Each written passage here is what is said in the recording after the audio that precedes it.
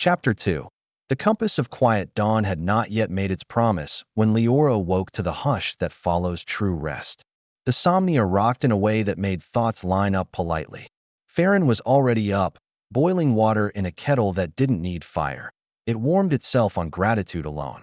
"Morning," he said, which on the river meant the night is still here, but kinder.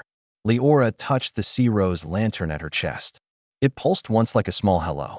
Beyond the rail, the channel widened into a lagoon where mist stitched the water to the sky with patient thread. "Today," Farron said, "we look for your compass. What if it points me somewhere I don't want to go?" Leora asked. "A good compass doesn't boss," he said, pouring tea. "It invites." They glided into the lagoon. On its far side, dunes rose, more like folded blankets than mountains, soft hummocks of pale sand tufted with silver grass. At the center stood a simple post of driftwood. From it hung a mobile of small circles, shell, glass, thin stone, a slice of peach pit polished by many thumbs. The mobile turned without wind, as if orienting itself to a thought. Farron shipped the pole and let the somnia kiss a sandbar. "Go on." Leora stepped into cool sand. The mobile tinkled, notes no bigger than thimbles. A plaque at its base read, "Take the quiet you can carry. Leave the noise you can spare." "How do I take quiet?" Leora asked aloud, half to Farron and half to the post. "Hold still long enough to hear which silence fits," Farron said from the deck.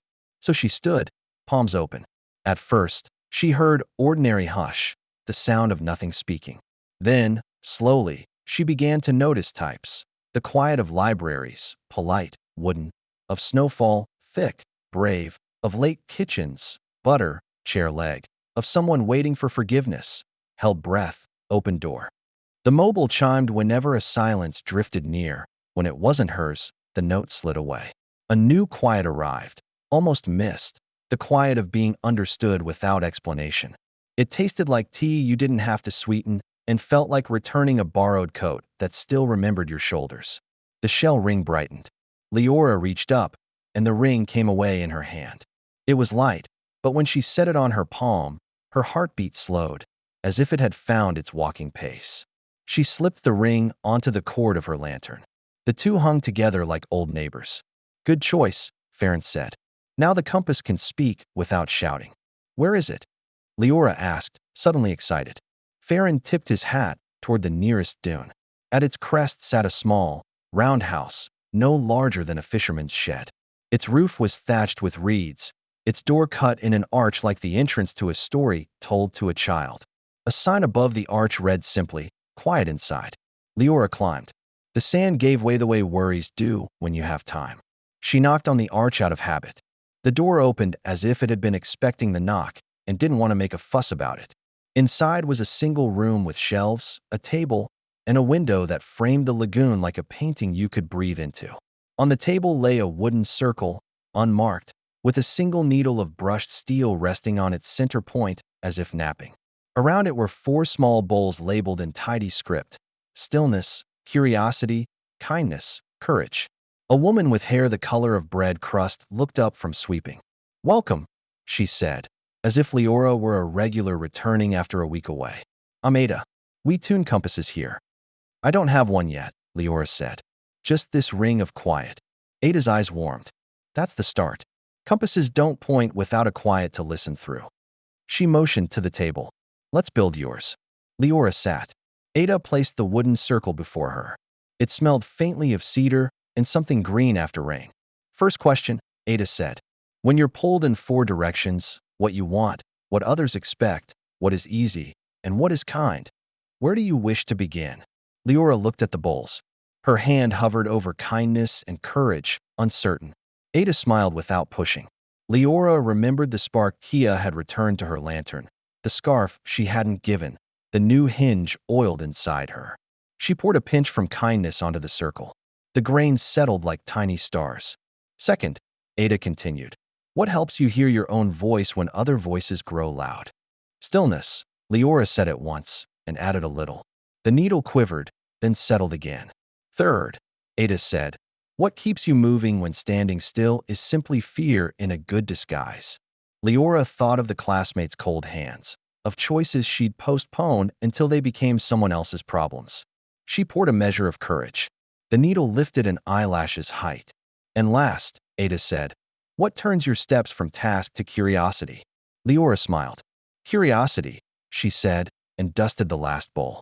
The 4 powders formed a simple compass rose. No letters, just a balance of touchable ideas. Ada set the steel needle at the center. Breathe once. Leora did. The needle aligned, not to the room nor to the window, but to a soft direction she felt in her chest, like when you know which way home is at dusk, even if every lane looks cousin to every other lane. What is it pointing to? She asked. Ada tilted her head. It points toward the next true thing for you. Sometimes that's a place. Sometimes it's a person. Often, it's a sentence you haven't said yet. She slid the circle into a small leather case with a window. Wear it near your lantern. They're conversationalists.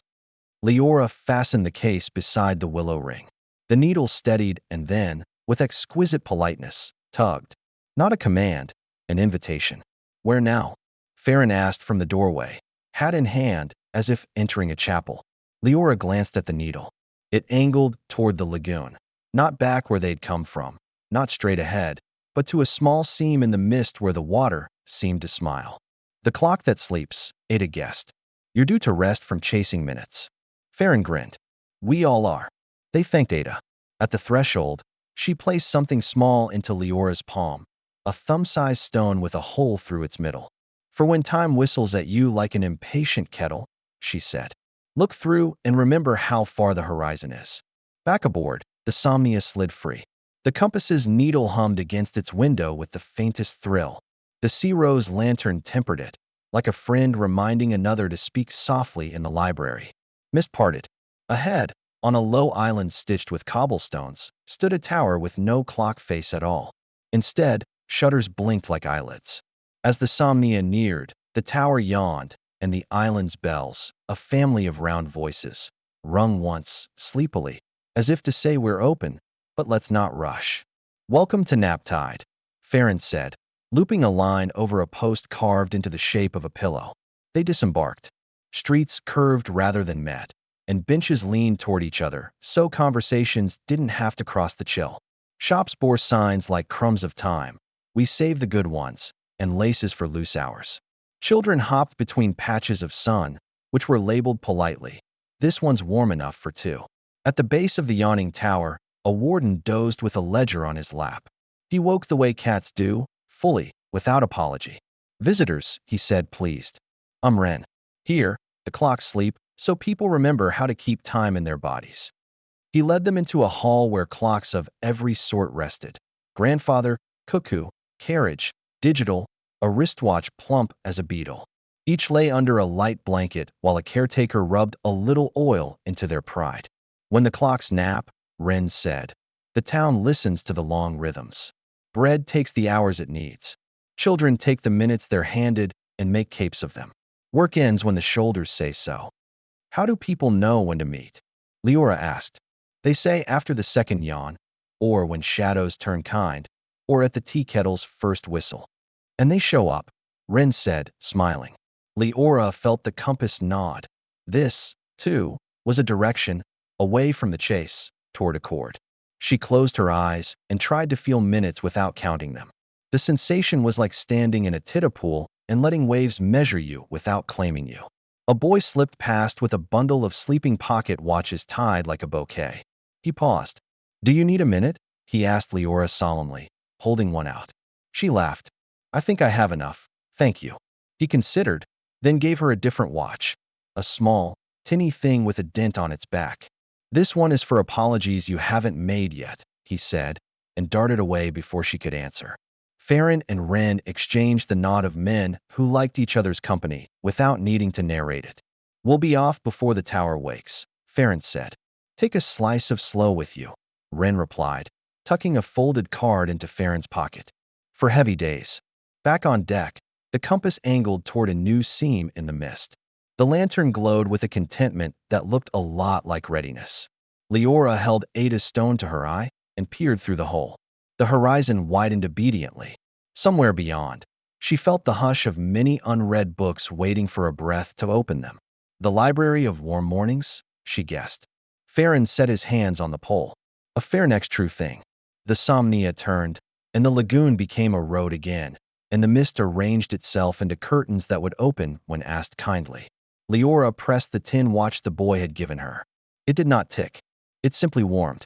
She thought of a few apologies that could use a minute like that, and the minute agreed to wait until she was brave. Lantern and compass lay side by side, breathing in time. Overhead, the sky tried on the first pale color of day, then decided night could stay a little longer. The ship moved forward without rush, more glide than go.